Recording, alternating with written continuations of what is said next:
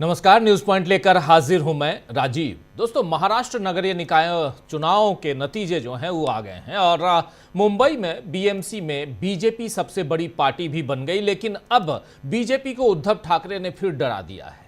एक तरफ उद्धव ठाकरे कह रहे हैं कि ईश्वर की मर्जी हुई तो उनका मेयर बनेगा, वहीं संजय राउत ने अब कहा है कि टाइगर अभी जिंदा है, यानी बीएमसी में मेयर के नाम पर उद्धव ठाकरे की ही मर्जी चलेगी। ये संकेत आज फिर से शिवसेना उद्धव गुट ने दे दिए हैं। संजय राउत का ये बयान जरा सुन लेते हैं, क्या कुछ कह रहे हैं, उसके बाद चर्चा आगे बढ़ाएंगे। जरा सुन लीजिए यहां संजय राउत इसी मसले पर कह क्या रहे हैं। आप मोदी जी बोलते हैं कि मेयर बीजेपी का बनेगा, लेकिन कैसे बनेगा ये बोला नहीं मोदी जी। उनके पास बहुमत नहीं है बीजेपी के पास, तो ऐसा क्या बोलता है, वैशाखी लेकर, हम मराठी में बोलते हैं कुबरा लेकर। अब उनके जो पार्टी के जो कोई है साथी सिंधेगढ़, उनके 20-25 लोग चुनकर आए हैं, वो उनको बंद करके रखा है। ताजमहल होटल का जेल बना दिया है पूरा। ताजमहल होटल जो है ताज लैंड सैंड, वहां जेल बना दिया है। वहां और जो गेस्ट रहते हैं उनकी कंप्लेंट आ रही है कि हमको भी कैद खाने में रखा है।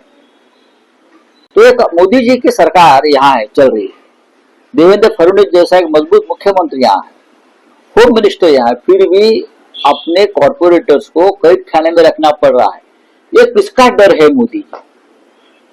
डर तो है ना, ये डर किसका है एक बार बता दीजिए कि अपने लोगों को क्यों बंद करके रखा है। हमारे नगर सेवक जो है खुले अपने घर में है, मातोश्री पे आते हैं, मीटिंग करते हैं, चले जाते हैं, हमको किसी का डर नहीं। सर, मुंबई में बिहार भवन बनाया है, ऐसी खबरें सामने आ रही है। मेयर बनने वाला है, ऐसा कह रहे हैं, उनके पास भी नहीं है। देखिए ना, देखिए बीजेपी वाले उनकी मेयर की बात करते हैं। एकनाथ शिंदे के पास पूरे 30 नगर सेवक नहीं है कॉर्पोरेटर, वो उनकी मेयर की बात करते हैं। अब जिनको बनाना है वो बना लेंगे। हम लोग है ना, अभी भी जिंदा है टाइगर। अभी भी शिवसेना के पास और उनके साथियों के पास एक ऐसा आंकड़ा है जो उनको चैलेंज कर सकता है। लेकिन कभी कभी मजा भी लेना चाहिए ना, तो ये मजा लेने की बात चल रही है हमारे खेमे में। सर, मुंबई में बिहार भवन जाएगा, उसके लिए 300 करोड़। तो टाइगर अभी जिंदा है कह रहे हैं, और हमारे बिना कैसे बनेगा यहाँ मेयर। आपको बता दूं कि मेयर का नाम तय हुए बिना मुख्यमंत्री देवेंद्र फडणवीस विदेश चले गए हैं। वो दावोस में वर्ल्ड इकोनॉमिक फोरम में शामिल होने के लिए गए हैं। तो वहीं बीजेपी के दूसरे बड़े नेता राष्ट्रीय अध्यक्ष के चुनाव के लिए दिल्ली में हैं। चुनाव हो चुका, अब चुनाव निर्विरोध होना था, हो गया, घोषणा भी हो गई। नितिन नवीन राष्ट्रीय अध्यक्ष बन गए इधर बीजेपी के। लेकिन क्या इन लोगों की गैर मौजूदगी में एकनाथ शिंदे को राहत नहीं है? क्योंकि उनके पार्षद अब भी, जैसा बता रहे हैं यहाँ पर संजय राउत, की होटल में कैद हैं, ताज होटल में कैद हैं, जिसे संजय राउत ने जेल करार दिया है। संजय राउत ने बिल्कुल सही सवाल उठाया है कि नरेंद्र मोदी बीजेपी का मेयर चाहते हैं, लेकिन उन्होंने ये नहीं बताया कि कैसे होगा। क्योंकि अगर बीजेपी का मेयर बनना होता तो अब तक उसका ऐलान हो जाता, मगर एकनाथ शिंदे के कारण बीजेपी अटकी हुई है और बीजेपी के कारण शिंदे फंसे हुए हैं। हालांकि आज एकनाथ शिंदे ने ताज होटल में अपने नवनिर्वाचित पार्षदों से मुलाकात की। इसके बाद शिंदे ने कहा कि मुंबई म्युनिसिपल कॉर्पोरेशन में ग्रैंड अलायंस यानी महायुति का मेयर होगा। शिंदे ने यह भी कहा है कि ठाणे, कल्याण, डोंबिवली और उल्लासनगर समेत जहां भी हमने ग्रैंड अलायंस के तौर पर मिलकर चुनाव लड़ा, वहां हमारी जीत हुई और वहां हमारा ही मेयर बनेगा। मतलब मुंबई ही नहीं बल्कि बाकी जगहों पर भी जहां महायुति की जीत हुई है वहां मेयर महायुति का बनेगा। लेकिन महायुति में किस दल का मेयर बनेगा, इस बारे में शिंदे चुप हैं। शिंदे ने खुद के लिए तो उप मुख्यमंत्री पद स्वीकार कर लिया था, उनको मुख्यमंत्री पद से हटा दिया गया। जिस वक्त भाजपा को उनकी जरूरत थी उस वक्त भारतीय जनता पार्टी ने इनको मुख्यमंत्री बनाया। लेकिन जब भारतीय जनता पार्टी थोड़ा आगे बढ़ी चुनाव में, विधानसभा चुनाव में, पिछले विधानसभा चुनाव में, आपको याद होगा 2024 के आखिर में जो चुनाव हुआ था, उसके बाद इनको मुख्यमंत्री पद से उठा के उप मुख्यमंत्री पद की कुर्सी पर बैठा दिया गया। गृह मंत्रालय भी इनसे छीन लिया गया। लेकिन क्या उनके पार्षद यानी जो एकनाथ शिंदे हैं उनके पार्षद भी इसी तरह झुकना स्वीकार करेंगे, क्योंकि एकनाथ शिंदे अभी तक तो भाजपा के सामने, नरेंद्र मोदी के सामने और यहां तक कि देवेंद्र फडणवीस के सामने ये झुकते हुए नजर आते हैं। वैसे आपको बता दूं कि बीएमसी मेयर पद के लिए आरक्षण श्रेणी, यानी जिसमें ओपन यानी सामान्य कैटेगरी, फिर एससी, एसटी, ओबीसी या महिला, ये तय करने के लिए 22 जनवरी को लॉटरी निकाली जाएगी। लॉटरी के बाद उसी दिन या अगले दिन अधिसूचना जारी की जाएगी, जिसके बाद 7 दिनों की नोटिस अवधि के बाद मेयर चुनाव होगा।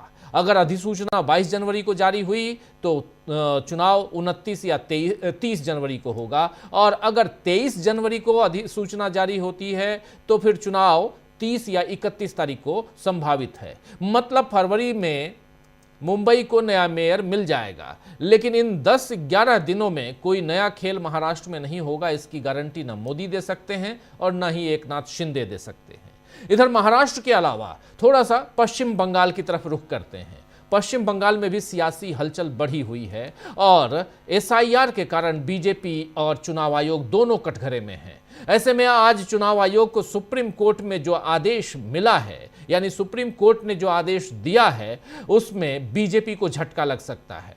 दरअसल सुप्रीम कोर्ट ने कहा है कि चुनाव आयोग को यह समझना चाहिए कि पश्चिम बंगाल में चल रहे एसआईआर की वजह से लोग कितने टेंशन में हैं, तनाव में हैं।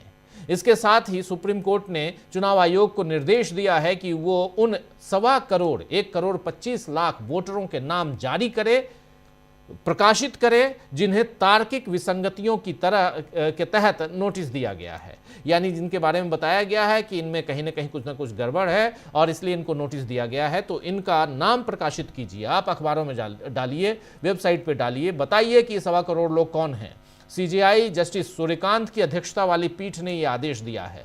इस बेंच में सीजेआई के अलावा, यानी जस्टिस सूर्यकांत के अलावा जस्टिस दीपांकर दत्ता हैं और जस्टिस जॉय माल्या बागची भी शामिल हैं। सुनवाई के दौरान बेंच ने यह भी कहा कि दस्तावेजों के वेरिफिकेशन के लिए करीब 2 करोड़ लोगों को नोटिस जारी किए गए हैं। आपको बता दूं कि नोटिस मोटे तौर पर 3 कैटेगरी में बांटे गए हैं: मैप्ड, अनमैप्ड और लॉजिकल गड़बड़ी। कोर्ट ने कहा है कि यह लॉजिकल गड़बड़ी कैटेगरी के तहत अधिकारियों ने पिता के नाम में गड़बड़ी, माता पिता की उम्र में गड़बड़ी, दादा दादी की उम्र में अंतर देखा है। और इसी दौरान अदालत ने गौर किया कि पश्चिम बंगाल में 1.25 करोड़ मतदाता तार्किक विसंगतियों की सूची में शामिल हैं, यानी लॉजिकल गड़बड़ी में शामिल हैं, और इसके नाम अब पब्लिश करने का आदेश चुनाव आयोग को दिया गया है। तो एक बड़ा झटका यहां पर चुनाव आयोग को है और भारतीय जनता पार्टी को है, इसलिए क्योंकि चुनाव आयोग कुछ भी गलतियां करता है, भारतीय जनता पार्टी के प्रवक्ता, उनके नेता उसके डिफेंस के लिए आ जाते हैं। इस पूरे मामले में खास बात यह है कि अदालत ने, यानी सुप्रीम अदालत ने ये भी माना है कि एसआईआर के कारण लोग तनाव में हैं, और यही तो विपक्ष का दावा भी है, और इसीलिए यहां पर विपक्ष का दावा सही साबित हो रहा है। तो बीजेपी इस समय महाराष्ट्र और बंगाल में फंसी हुई दिख रही है। ऐसे में नितिन गडकरी ने कल नागपुर में रिटायरमेंट वाला जो बयान दिया है, आपको याद होगा, अगर आपने नहीं सुना तो आपको बता रहा हूं कि वो भी मोदी को फंसाने वाला ही दिख रहा है। विदर्भ खासदार औद्योगिक महोत्सव, इसमें चर्चा करते हुए गडकरी ने कहा कि सही समय पर पुरानी पीढ़ी को पीछे हट जाना चाहिए, अगली पीढ़ी को जिम्मेदारियां सौंपने की वकालत करते हुए यहां पर गडकरी ने कहा है कि जब चीजें सुचारू रूप से चलने लगें तो पुरानी पीढ़ी को पीछे हट जाना चाहिए, और जब वो व्यवस्था सुचारू रूप से चलने लगे तब हमें भी सेवानिवृत्त होकर और कोई काम करना चाहिए। आपको ध्यान होगा कि इससे पहले मोहन भागवत, आरएसएस प्रमुख, वो भी कह चुके हैं कि 75 का होने पर किनारे हट जाना चाहिए। अब भले इन बयानों में मोदी का नाम नहीं लिया गया हो, लेकिन जिस तरह अपनी नाकामियों से मोदी घिरे हुए हैं और देश में चारों तरफ बेचैनी और परेशानियां बढ़ रही हैं, यहां तक कि शंकराचार्य जैसी हस्तियों को भी बीजेपी अपमानित कर रही है, उसमें नरेंद्र मोदी का हटना ही क्या बीजेपी के फायदे में है, ये सवाल भी अब उठने लगे हैं। शंकराचार्य अभिमुक्तेश्वरानंद के साथ मौनी अमावस्या पर हुई बदसलूकी पर आज कांग्रेस पार्टी ने एक प्रेस कॉन्फ्रेंस की है। पवन खेड़ा का कहना है कि शंकराचार्य स्वामी अभिमुक्तेश्वरानंद जी के साथ जो दुर्व्यवहार किया गया है उससे हम सभी दुखी हैं। बीजेपी मूर्खों को अपना भक्त बनाती है और अपने भक्तों को मूर्ख बनाती है, इसके अलावा इन्हें कुछ नहीं आता। आइए जरा सुन लीजिए यहां पवन खेड़ा को क्या कह रहे हैं। हर धर्म कर्म की बात करता है। हिंदू धर्म में कर्म पे बहुत विशेष ध्यान दिया जाता है कि भाई अगला जन्म सुधारो। डे ऑफ जजमेंट क्रिश्चियनिटी में होता है, कयामत इस्लाम में होता है। अरे किसी से तो डरिए साहब, ये क्या कर्म है आपके? उड़ीसा में मैंने आपको एक उदाहरण दिया, हनुमान चालीसा पढ़ते हुए पुलिस स्टेशन के बाहर बैठे हैं साहब कि जिसने मारा मुसलमान को उनको रिहा करो। अभी पिछले हफ्ते गहलोत साहब ने आवाज उठाई, मेरे शहर उदयपुर से कन्हैया टेलर के जो हत्यारे थे, गहलोत साहब ने उसी वक्त दोनों बच्चों को नौकरी दिलवाई, मुआवजा दिया, तुरंत एनआईए को सुपुर्द कर दिया केस। कितने साल हो गए? केंद्र में आपकी सरकार कब शुरू से है? 12 साल से है। आज तक कन्हैयालाल टेलर को न्याय नहीं मिला, इंसाफ नहीं मिला। मैं आपको अनेक उदाहरण दे सकता हूं। ये न काम के हैं न राम के हैं, ये किसी के नहीं है। ये सिर्फ सत्ता और धन, ये दो चीजें हैं इनकी। इसके आगे कोई धर्म नहीं है, कोई आस्था नहीं है इनकी।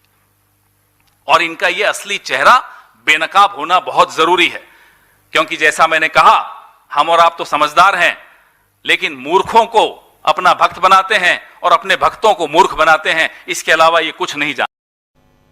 तो सुन लिया आपने, मूर्खों को अपना भक्त बनाते हैं और अपने भक्तों को मूर्ख बनाते हैं। खैर, चाहे उत्तर प्रदेश हो या बंगाल या महाराष्ट्र, हर जगह बीजेपी घिरी हुई है। मोदी को हर राज्य में अपनी सरकार चाहिए, लेकिन अब हालात बदल रहे हैं, अपने ही तेवर दिखा रहे हैं। अब नरेंद्र मोदी की पार्टी के लोग ही तेवर दिखा रहे हैं। महाराष्ट्र की सियासत का असर देश में होने वाले आगामी चुनावों पर भी पड़ेगा, यह भी तय है। और इन सब के बीच उधर चुनाव आयोग सुप्रीम कोर्ट में घिरा हुआ है। इन सब की चर्चा अब आज आगे बढ़ाते हैं। और क्या मोदी से अब देश और बीजेपी दोनों नहीं संभल पा रहा है? ये देश भी और बीजेपी भी दोनों नहीं संभल पा रहे हैं, इसकी चर्चा भी करेंगे। आइए, महाराष्ट्र से बंगाल तक बीजेपी की कैसे बढ़ी हुई है मुसीबत और अपने ही कैसे दिखा रहे हैं तेवर, इसकी चर्चा करते हैं। हमारे साथ कुछ वरिष्ठ साथी जुड़े हुए हैं, उनसे आपका परिचय करवाता हूं, आगे बढ़ते हैं। इस वक्त हमारे साथ 4 वरिष्ठ साथी जुड़े हुए हैं। हमारे साथ हैं अमलेंदु उपाध्याय जी, हमारे साथ सुनील शुक्ला जी, प्रशांत टंडन जी, शकील अख्तर जी। आप सबका स्वागत इस्तकबाल है। स्वागत इस्तकबाल अब तमाम दोस्त साथी शुभचिंतक आप सबका जो अब तक जुड़ चुके हैं उनका भी, जो जुड़ने वाले हैं उनका भी। प्रशांत जी, पहले आपके पास आता हूँ, महाराष्ट्र की बात करते हैं। अभी आपने सुन लिया बयान आपने इनका संजय राउत का, क्या कहेंगे? संजय राउत लगातार वोकल हैं और उद्धव ठाकरे भी कह चुके हैं। एकनाथ शिंदे थोड़ा यहाँ परेशान नज़र आते हैं, थोड़ा नहीं बल्कि अगर वो बहुत परेशान नज़र आते हैं, इसलिए क्योंकि 3 दिनों के लिए कहा था कि अपने पार्षदों को रखेंगे हम 3 दिन तक। अभी तो इनको लॉटरी निकालनी है 22 या 23 तारीख को, अधिसूचना जारी करनी है। उसके बाद फिर 7 दिन का समय होगा मेयर के चुनाव के लिए, और मेयर के चुनाव में वोटिंग होगी। और वोटिंग में अगर इधर से उधर हो गया, और कह रहे हैं उद्धव ठाकरे और संजय राउत भी कि जो गए हैं यहां से वो वापस भी आ सकते हैं। यह भी सुनने में आ रहा है कि बीजेपी भी अंदर खाने वहां लगी हुई है कि किसी तरह एकनाथ शिंदे के ही लोगों को अपनी तरफ मिला लिया जाए। बीजेपी एकनाथ शिंदे पे लगी हुई है, उद्धव ठाकरे का गुट एकनाथ शिंदे पे लगा हुआ है। शिंदे साहब अपने 29 सिपाहियों को लेकर ताज होटल में कैद हैं। कैसे देखा जाए?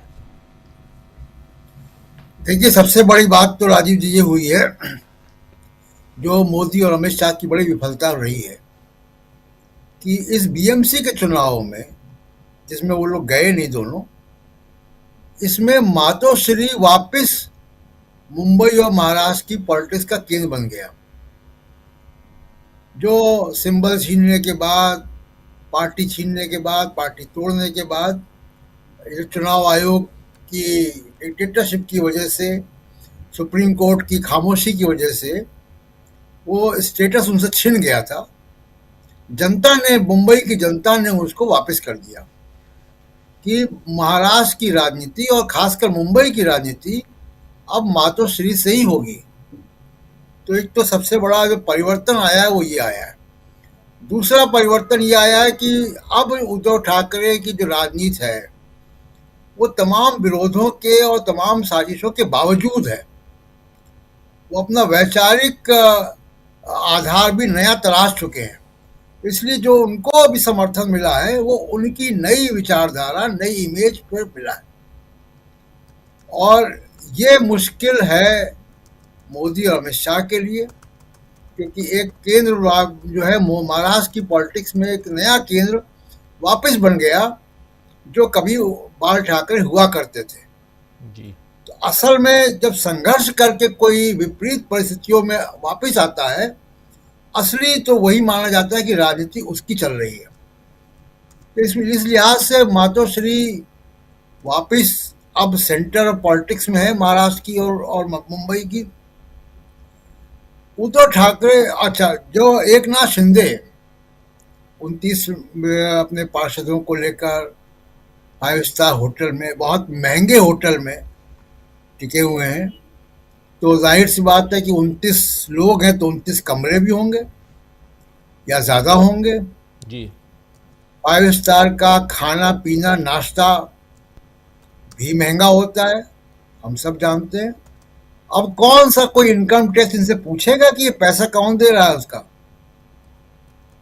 ये पैसा कहाँ से आ रहा है उनके पास, ये बिल कौन भर रहा है उनके? इसकी भी तो जांच होनी चाहिए ना। कि इसकी भी जांच नहीं होगी कि 5 स्टार होटल में अगर हफ्तों हफ्तों अगर आप रखने के लिए सक्षम है तो इसका मतलब है कुछ आपके पास सोर्स ऑफ इनकम है। कोई एकनाथ शिंदे अपनी फिक्स डिपॉजिट तोड़ के तो बिल नहीं जमा करेंगे उसका।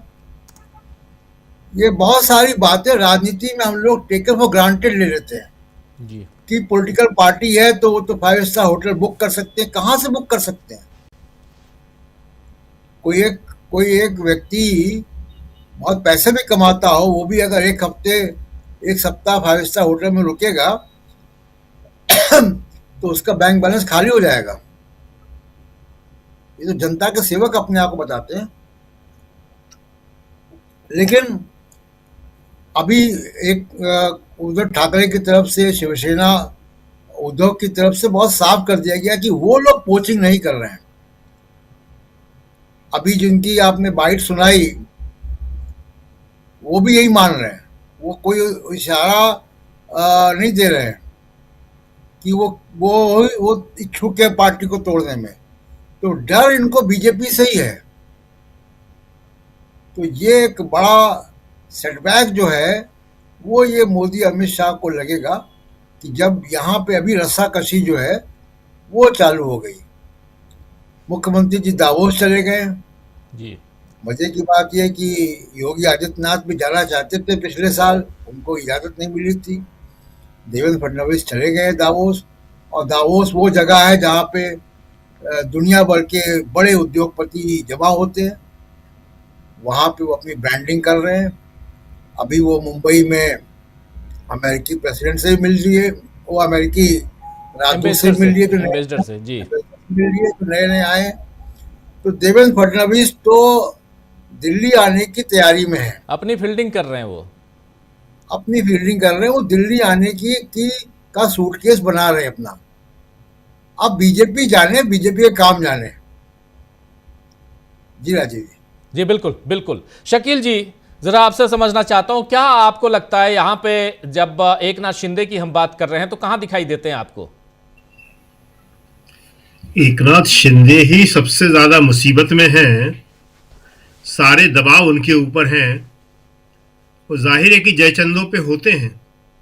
संजय राउत ने इससे पहले कहा था कि कुछ जयचंदों की वजह से आज ये हालत हुई है।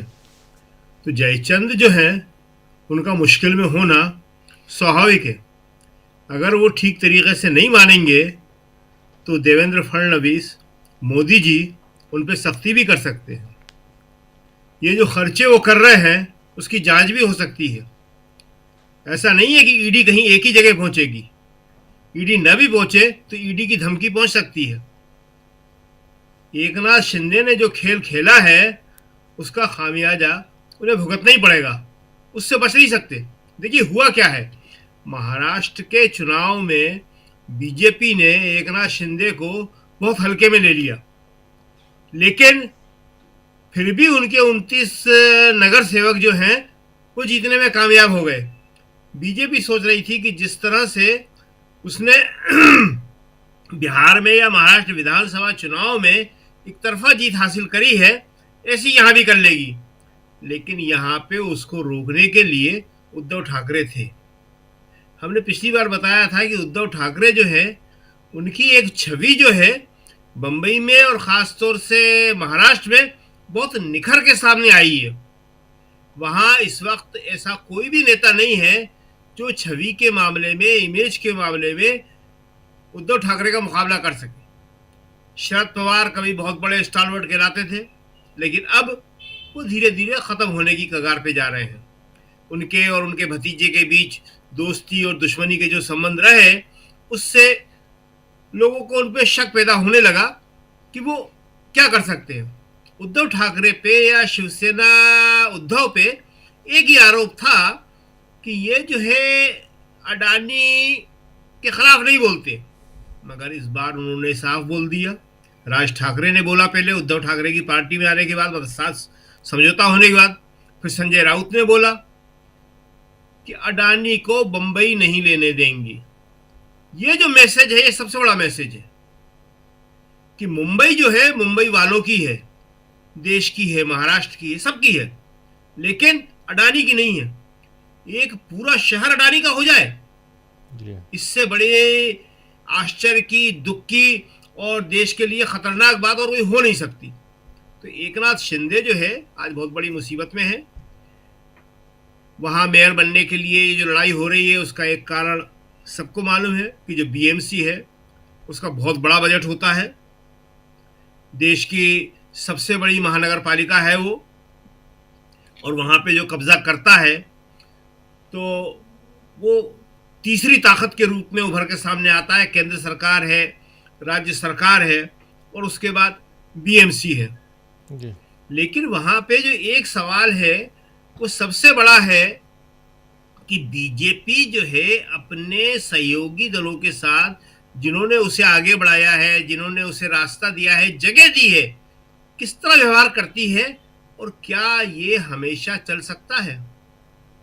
राहुल कल हरियाणा जा रहे हैं।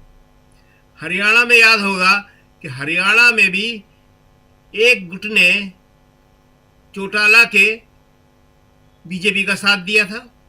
उसके बाद पिछले चुनाव में उसको उठा के फेंक दिया गया, उसे पूछे ही नहीं गया।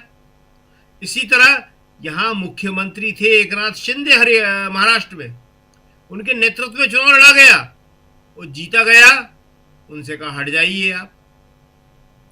बिहार बचा हुआ है और उसके कारण है, वो कारण सामाजिक न्याय के कारण है।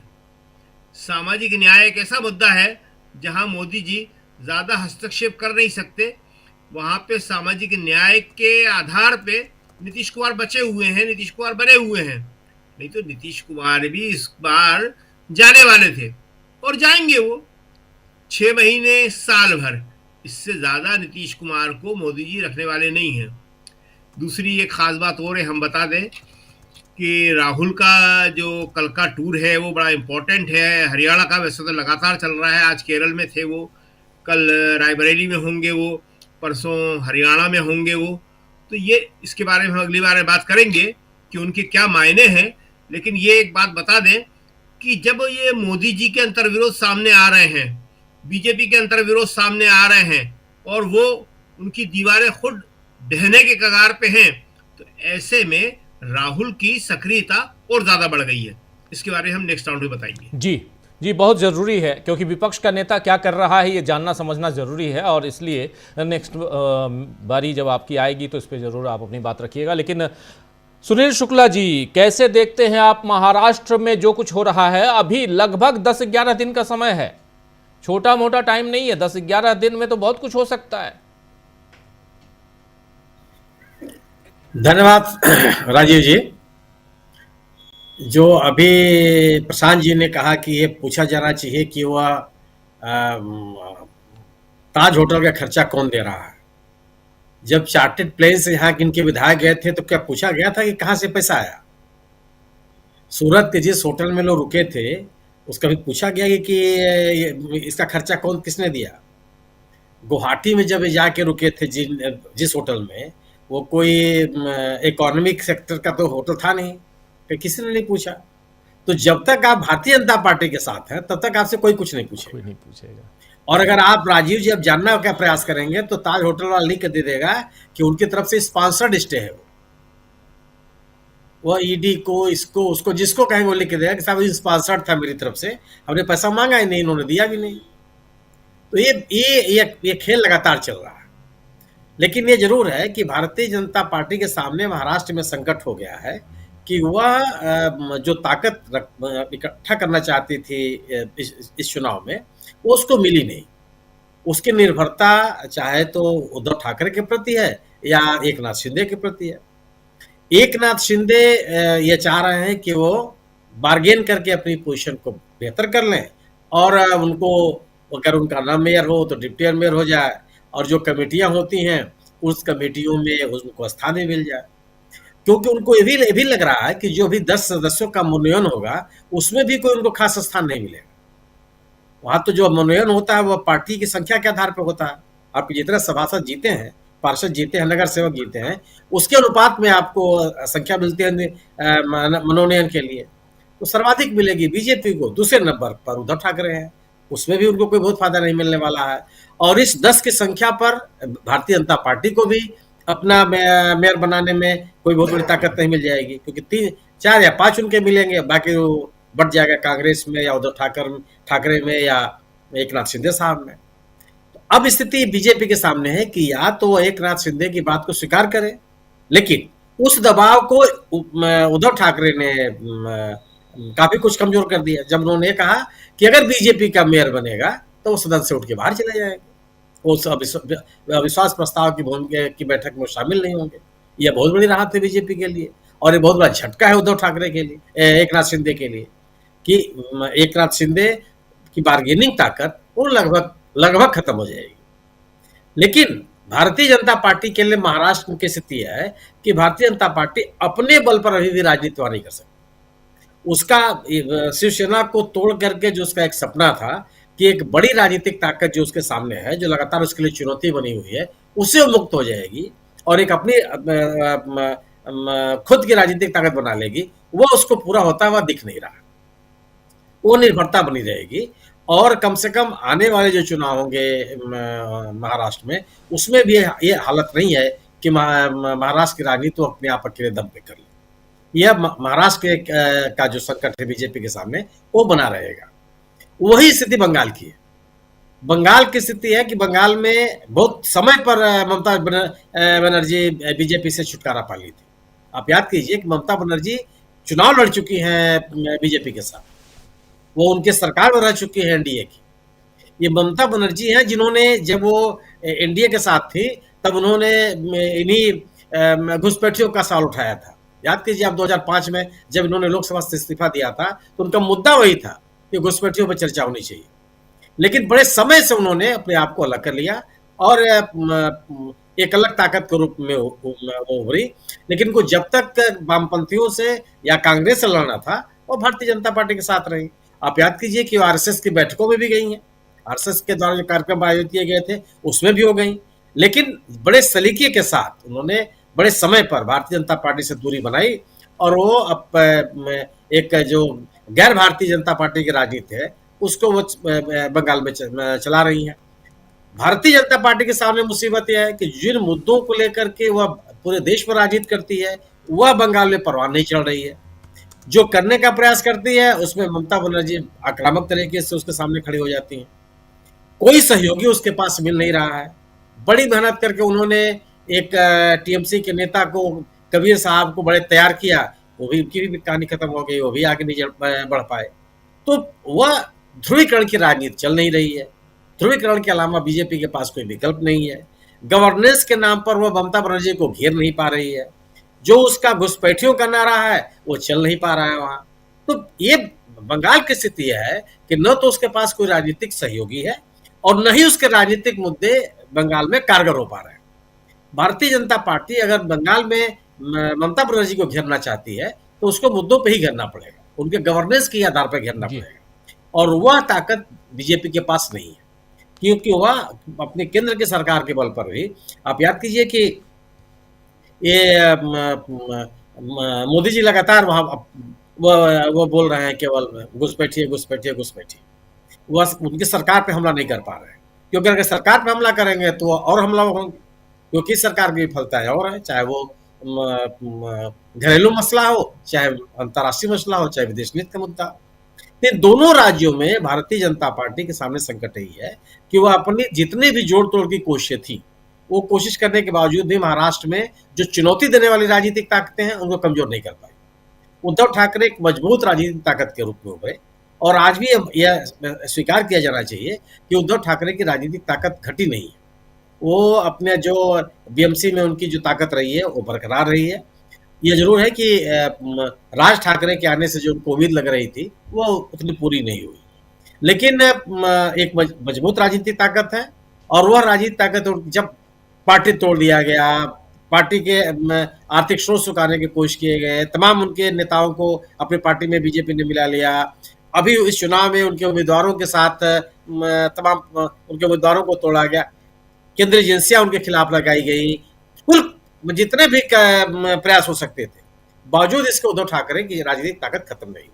तो महाराष्ट्र में जो स्थिति है वो बनी हुई है, और बंगाल की हालत वही है कि बंगाल में भी भारतीय जनता पार्टी अपने मुद्दों को आगे नहीं बढ़ा पा रही है। क्या वो और किस बिना पर आगे बढ़ेगी तो आने वाला समय बताएगा, लेकिन उसका जो परंपरागत तरीका रहा है उस आधार पर वो बीजेपी बंगाल में अपना पैर जमाती हुई दिखती नहीं है। बिल्कुल बिल्कुल बिल्कुल आप सही कह रहे हैं। यहाँ पर बंगाल की बात हम करेंगे, आने वाले समय में बहुत होगी बंगाल की बातें, लेकिन महाराष्ट्र को थोड़ा सा फोकस करना चाहता हूँ इस चर्चा में। और महाराष्ट्र भी आने वाले समय में काफ़ी फोकस में रहने वाला भी है, और ख़ासकर 10-12 दिन, और देवेंद्र फडणवीस का चले जाना। और इस बीच अभी एक ट्वीट किया है इन्होंने, संजय राउत ने। उस ट्वीट में संजय राउत कह रहे हैं कि प्रधानमंत्री मोदी का विदेश में स्वागत किया जाता है, ठीक वैसे ही जैसे मुख्यमंत्री देवेंद्र फडणवीस का ज्यूरिख में स्वागत किया गया था। ये हर मराठी व्यक्ति के लिए खुशी की बात है। नगर निगम चुनावों में भारी जीत के बाद फडणवीस का दिल्ली के सबसे ऊंचे पद तक का सफ़र शुरू हो गया लगता है। जो कह रहे थे प्रशांत जी, आपकी बात को दोहरा रहे हैं यहाँ पे संजय राउत। अभी ट्वीट किया उन्होंने, और वहाँ दावोस में फडणवीस का स्वागत हुआ। वहाँ के भारतीय जो लोग वहाँ हैं वो लोग एयरपोर्ट पे स्वागत कर रहे हैं। तो ये स्वागत कैसे करवाया जाता है आप सब जानते हैं, और अब अगर फडणवीस का स्वागत दावोस में हो रहा है तो इसका मतलब है कि नरेंद्र मोदी को भी एक विकल्प चाहिए, और या उनकी पार्टी को विकल्प चाहिए। नरेंद्र मोदी तो हटना चाहते नहीं हैं। अमलेंदु जी, कैसे देखा जाए इस पूरे घटनाक्रम को? और बहुत इतना आसान नहीं है, इस एक चुनाव बीत गया और इस चुनाव को बस ऐसे खारिज कर दीजिए, चलो जी किसी का कोई मेयर बन जाएगा, ऐसा नहीं होने वाला है। हो सकता है कि सब कुछ वैसे ही हो जैसे अभी महायुति है, उसके पास 118 सीटें हैं, आराम से उनकी सरकार बन जाएगी, यानी वहाँ उनका मेयर बन जाएगा, ये हो सकता है, इसमें दो राय नहीं है। लेकिन उसी महाराष्ट्र में अगर उद्धव ठाकरे, और उसी बीएमसी में उद्धव ठाकरे, उसी मुंबई में उद्धव ठाकरे को नकारा नहीं गया, बल्कि अच्छी तरह से स्वागत किया गया। 65 सीटें कम नहीं होती हैं, और अगर साथ दोनों देख लीजिए, एकनाथ शिंदे और इनको मिलाकर, तो ये सीटें कहाँ जाती हैं ये भी आप देख लीजिए।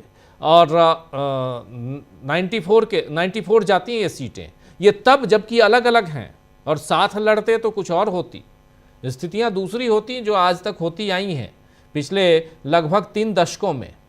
इसलिए आपसे समझना चाहता हूं कि क्या इतना आसान है, और क्या इस बात को एकनाथ शिंदे नहीं जानते? क्योंकि और किसी ने तो अपने पार्षदों को ताज होटल में नहीं ठहराया है, एकनाथ शिंदे ने ही क्यों ठहराया है? और अगले 10 दिनों तक खर्च कौन देगा, ये सवाल तो पूछ रहे थे प्रशांत टंडन जी, बिल्कुल सही पूछ रहे थे कि ताज होटल में सिर्फ 29 कमरे नहीं होंगे, कम से कम 35-40 कमरे होंगे, और उन कमरों का खर्चा कौन दे रहा होगा? और सुनील शुक्ला जी ने सही कहा कि अगर पूछेंगे तो वो कहेंगे कि ये तो स्पॉन्सर्ड है। लेकिन ओवरऑल एकनाथ शिंदे की सियासत, क्या यहां से बहुत बड़ी चुनौती उनके सामने है? राजीव जी, मुझे लगता है कि शिंदे से ज्यादा बड़ी चुनौती अब बीजेपी के सामने है। कहा तो नीतीश कुमार को शिंदे बनाने चले थे और शिंदे को बना दिया नीतीश कुमार। अब नीतीश कुमार जो थे राजीव जी पर, उनके बारे में यही चल रहा था कि शिंदे बना दिए जाएंगे, इनका भी जो है इंटर के बाद हाई स्कूल करा दिया जाएगा, शिंदे के बारे में यही था। अब देखिए राजीव जी, ये 89 जो है ये कैसा गजब का आंकड़ा है। बिहार में भी इस 89 ने जो है वो फंसा दिया बीजेपी को, और महाराष्ट्र में भी 89, बीएमसी में भी। अब ये 89 जो है, मुझे लगता है कि राजीव जी 8 और 9 का मामला जो है, मोदी जी कहेंगे अब चुनाव आयोग से भाई कुछ भी करो मगर ये 8 और 9 का संयोग मत करो, वरना ये कुर्सी छोड़नी पड़ती है। अब देखिए बिहार में छोड़नी पड़ी ना, आखिरी समय तक था कि नीतीश कुमार को पलटी मतलब करा दी जाएगी, शीर्षासन करा दिया जाएगा, इंटर के बाद हाई स्कूल करा दिया जाएगा, लेकिन आखिरी समय में नीतीश कुमार बचा कर ले गए खुद को। अब वहाँ जो है अब हाथ मलते हैं, रोज बात करते हैं, सब कुछ करते हैं, लेकिन चीजें जो है नीतीश कुमार के हाथ में। तो फिलहाल राजीव जी एकनाथ शिंदे और बीजेपी दोनों जो है आपस में सांप छछूंदर का खेल हो गए हैं, दोनों एक दूसरे के लिए छछूंदर हैं। शिंदे भी चाहे तो बीजेपी को छोड़ के जाए तो कहाँ जाए, और बीजेपी अगर शिंदे को तोड़े तो दुनिया में क्या मुंह दिखाए, ये भी तो है। फिर अगर शिंदे के पार्षदों को तोड़ती है बीजेपी तो सारी दुनिया कहेगी भाई जिसके साथ रहते हो उसी के साथ ये करना शुरू कर देते हो। उद्धव ठाकरे के साथ किया, उनके घर में शिंदे पैदा किए, अब शिंदे के घर में भी शिंदे पैदा कर रहे हो। तो ये अब संकट बीजेपी के सामने ये है कि जो जनता को मुंह दिखाना है वो किस तरीके से मुंह दिखाएं, वरना चाणक्य साहब तो सब कुछ जस्टिफाई कर लेंगे कि भाई ठीक है मुंबई के हित में और विकास के लिए ये जो थे साथ में आ गए, तो भाई क्या शिंदे क्या विकास के विरोधी हैं जो आपकी सरकार चलवा रहे हैं अगर इनके तोड़ते हो पार्षद तो मुझे लगता है राजीव जी शिंदे के सामने तो संकट है ही कि अपने पार्षदों को बचाएं, लेकिन संकट जो है वो बीजेपी के सामने भी कि शिंदे के पार्षदों को तोड़े कैसे। दूसरा राजीव जी, शिंदे के पार्षद भी जो जाएंगे वो अगर जाते हैं तो मुझे लगता है उनका जाने का पहला जो प्राथमिकता होगी वो उद्धव ठाकरे होंगे, बजाय इसके कि वो बीजेपी के साथ जाएं। और वो इसलिए होगा कि मराठी मानुष का मुद्दा ये समझ में आ गया है कि वो काम कर रहा है, उद्धव ठाकरे का ब्रांड जो है मराठी मानुष के नाम पर वो कायम है।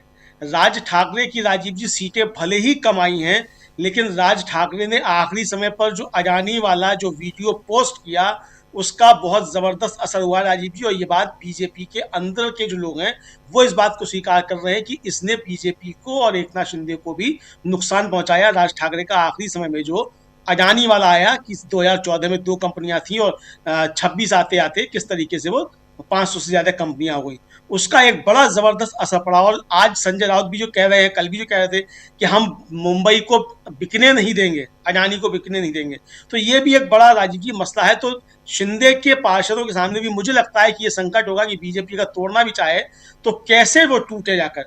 तो ये एक बड़ा संकट राजीव जी मुझे लगता है कि शिंदे के सामने भी संकट और बीजेपी के सामने भी संकट है। संकट के मामले में दोनों बराबर ही संकटग्रस्त हैं, कोई भी दोनों में से कम संकटग्रस्त नहीं है। अब संजय राउत जैसे कह रहे थे कि हम तो अभी मजे ले रहे हैं, तो वास्तव में इस समय देखा जाए तो उद्धव ठाकरे मजे ही ले रहे हैं। अब शिंदे के पार्षद टूटते हैं तो भी मजे हैं, नहीं टूटते हैं तो भी मजे हैं। बीजेपी अगर शिंदे के सामने सरेंडर हो जाती है और बीएमसी का मेयर जो है शिंदे का बनवा देती है तो भी मजे हैं, और अगर बीएमसी में बीजेपी अपना बना लेती है तो भी मजे हैं। तो शिंदे के सामने संकट है, शिंदे की राजनीति क्या होगी भाई। फिर तो ये आएगा ना कि भाई अब तक 30 साल से यहाँ शिवसेना का राज था, और जैसा आपने भी कहा कि अगर संयुक्त शिवसेना देखी जाए, ठाकरे परिवार दोनों मिला के और एकनाथ शिंदे मिलाकर तो 94 बैठते हैं।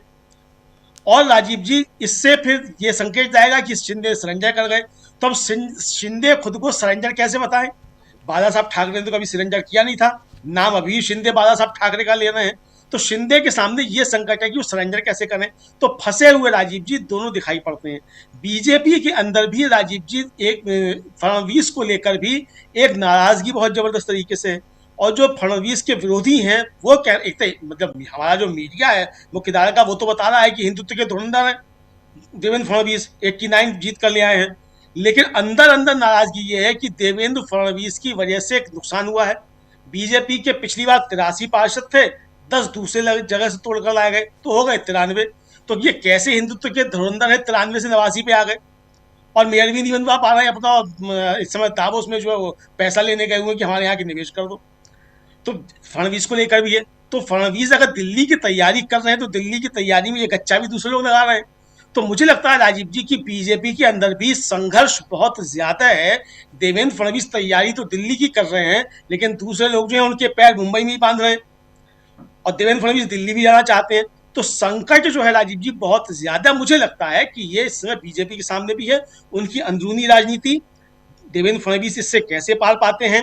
फिलहाल मुझे लगता है कि अमित शाह का शायद सहयोग नहीं मिल रहा है फडणवीस साहब को, और अगर मिलेगा तो फिर ईडी भी पूछेगी एकनाथ शिंदे से कि पैसा कहाँ से खर्च कर रहे हो, और अगर मिलता है सहयोग तो ईडी नहीं पूछेगी, जो प्रशांत जी कह रहे थे कि ईडी क्यों नहीं पूछती इनसे।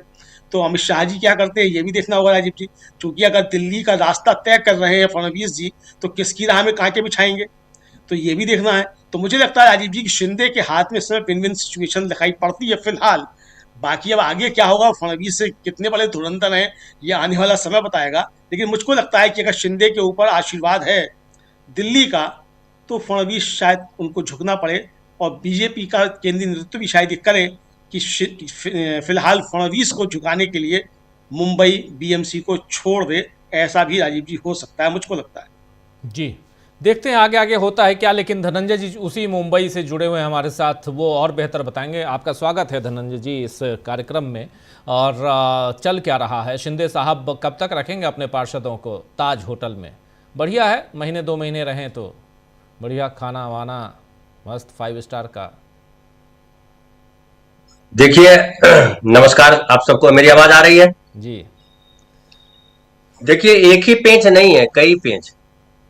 एक पेंच ये भी है कि 22 तारीख को चुनाव आयोग अभी जो है एसटी का होगा, एससी का होगा, ओबीसी का होगा, जनरल सीट होगा, ये भी एक है जिसका फैसला 22 तारीख को होना है लॉटरी के द्वारा। और एक संयोग की बात कर रहा हूं कि अगर एसटी के लिए हुआ, शेड्यूल ट्राइब की अगर सीट मिल गई तो क्या होगा। शेड्यूल ट्राइब में जो है 2 कैंडिडेट, 2 उम्मीदवार थे, और दोनों जो है वो शिवसेना उद्धव ठाकरे की पार्टी के जीते हैं। ये बड़ा इंटरेस्टिंग मसला है। और ये देखिए कि जो वार्ड नंबर 53 है, 53, वहां से जितेंद्र बल भी जीते हैं, और वार्ड नंबर 121 है जहां से प्रियदर्शनी ठाकरे जीती है, और दोनों ने हराया है, शिंदे गुट के ही नेता को हराया है। तो अगर शेड्यूल ट्राइब का अगर रिजर्व सीट हो गया तब क्या होगा, ये एक बड़ा सवाल है। फिर दूसरा है कि जो आपने कहा कि अब तो 24 तारीख को दावोस से आएंगे वो देवेंद्र फडणवीस साहब, तो 24 तारीख तक अटके रहेंगे या क्या फैसला होगा। इस बार एक ये भी है समझिए कि मुंबई महानगर पालिका बहुत मजबूत जगह है, ये आप सबको पता है, हमारे दर्शकों को भी पता है कि कई स्टेट जो भारत के हैं, नॉर्थ ईस्ट के या जो गोवा है, उससे ज्यादा का बजट होता है यहाँ का। 75,000 करोड़ रुपए पिछले साल बजट, इस बार बजट तो और आगे बढ़ेगा। और उसमें बीजेपी के लिए ये नाक का प्रश्न बन गया है, क्योंकि मोदी जी वहां जाकर के भी, आसाम जाकर के भी बोल आए कि हमने मुंबई में, महाराष्ट्र में ठाकरे का किला ढहा दिया। तो वो भी एक दाव खेल गए हैं, मुंबई का अगर ढहा दिया तो मेयर तो आप ही का बनना चाहिए। तो जो फेकम फाक में ये आया है वो ये आया है कि शिंदे जो है बड़ा इंपॉर्टेंट हो गए अचानक, और शिंदे इंपॉर्टेंट इस तौर पे है कि 29 बहुत कम बहुमत है उनके पास। अगर 118 सीटें समझिए है तो 118 में 89 उनके पास, 29 उनके पास, बाकी कौन है? 3 और ले लीजिए, अजीत पवार जी की पार्टी के 3 नगर सेवक हैं, उनको भी अपने साथ जोड़ लेंगे ये, तो 89 और 3 92 होता है। शिंदे की आवश्यकता है और शिंदे इस बात को समझ रहे हैं, और शिंदे को खतरा संजय राउत से नहीं है या उद्धव ठाकरे से नहीं, शिंदे को असली खतरा बीजेपी से। कि और इस चुनाव से पहले, मतलब बीएमसी चुनाव से पहले आपको याद हो कि कई जगह झगड़ा हुआ था जब शिंदे गुट के नेता जो है बीजेपी में शामिल हो रहे थे, और फिर जो है देवेंद्र फडणवीस ने आश्वासन दिया था शिंदे को कि कोई भी शिंदे गुट का नेता बीजेपी में नहीं आएगा। फिर भी हालांकि कई नेता गए थे। तो अब बीजेपी क्या मेयर पद जो चाह रहे हैं ये शिंदे कि 2.5 साल का हो, क्या वो होगा? बीजेपी ऐसा करेगी? और शिंदे ऐसा क्यों चाह रहे हैं, इसको भी समझिए। शिंदे को अब तक ये प्रोजेक्ट किया गया कि ये उद्धव ठाकरे को खत्म कर देंगे, कर दिया। विधानसभा चुनाव याद कीजिए, और असली शिवसेना शिंदे ही है, क्योंकि शिंदे के पास चुनाव चिन्ह है, शिंदे के पास शिवसेना नाम है, तो असली शिवसेना बेसिकली शिंदे हैं। सारे कार्यकर्ता इनके पास, खाली नेता ही नहीं, कार्यकर्ता भी इनके पास है। शिवसेना का मतलब मुंबई होता रहा, मुंबई हमेशा शिवसेना के लिए बड़ा इंपॉर्टेंट रही। लेकिन जो चुनाव परिणाम आए हैं उसमें इनके पास 29 सीट ही आई और उद्धव के पास 65 सीट आई, तो लगभग दोगुना से ज्यादा हो गई सीटें। तो अब मुंबई में ये चल रहा है कि मुंबई का राजा जो है वो शिंदे नहीं है, मुंबई का राजा उद्धव ही है। और उद्धव की पार्टी के नगर सेवक जो है किसी होटल में नहीं है, वो स्वतंत्र घूम रहे हैं। संजय राउत ने भी ऐसा कहा और ऐसी कोई खबर भी नहीं है। शिंदे 29 जो है वो वहां है, तो उसकी एक और वजह बताई जा रही है कि बेसिकली शिंदे को यह डर है कि हो सकता है बीजेपी तोड़ दे, और वैसी स्थिति में शिंदे जो निगोशिएट करना चाहते हैं वो निगोशिएट न कर पाए। और शिंदे ये चाह रहे हैं कि भले हमको महाराष्ट्र के मंत्रालय में या महाराष्ट्र की सरकार में थोड़ी कम अहमियत हो, क्योंकि वो अहमियत ज्यादा चाह रहे थे, वो अजित पवार के आने से इनकी अहमियत और कम हो गई। तो ये चाह रहे मुंबई म्युनिसिपल कॉर्पोरेशन में इनका वर्चस्व बना रहे, एक तो मराठी के मुद्दे पर, क्योंकि अब ये बात आएगी कि मराठी मुद्दे पर शिंदे ने मराठियों के साथ धोखा किया, और जो मुंबई है वो गुजरातियों के हवाले कर दिया। राज ठाकरे ने जो अपना भाषण किया था और बताया था कि किस तरीके से अडानी ने कब्जा कर लिया है मुंबई पे, महाराष्ट्र पे, देश पे, तो मुंबई बड़ा इंपॉर्टेंट है। मुंबई में जिस तरह से धारावी का प्रोजेक्ट हो या मुंबई एयरपोर्ट की बात हो रही है, छत्रपति शिवाजी टर्मिनस और डोमेस्टिक एयरपोर्ट की मिलाने की बात हो रही है, उसके अलावा ढेर सारे जो है वो सहारा की जमीनें हैं वो अडानी के पास है।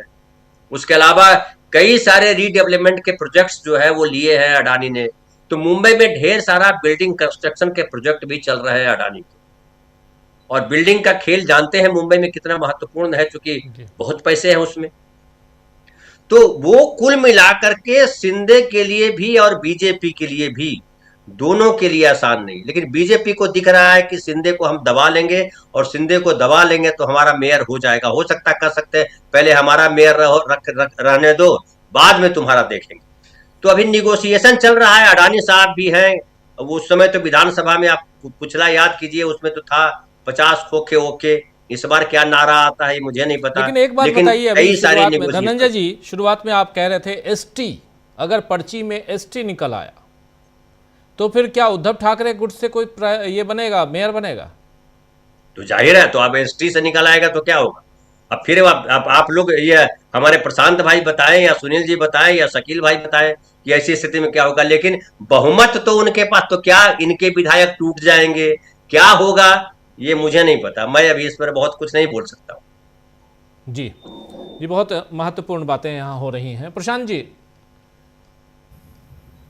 यहाँ पे क्या ऐसी परिस्थिति भी निर्मित हो सकती है,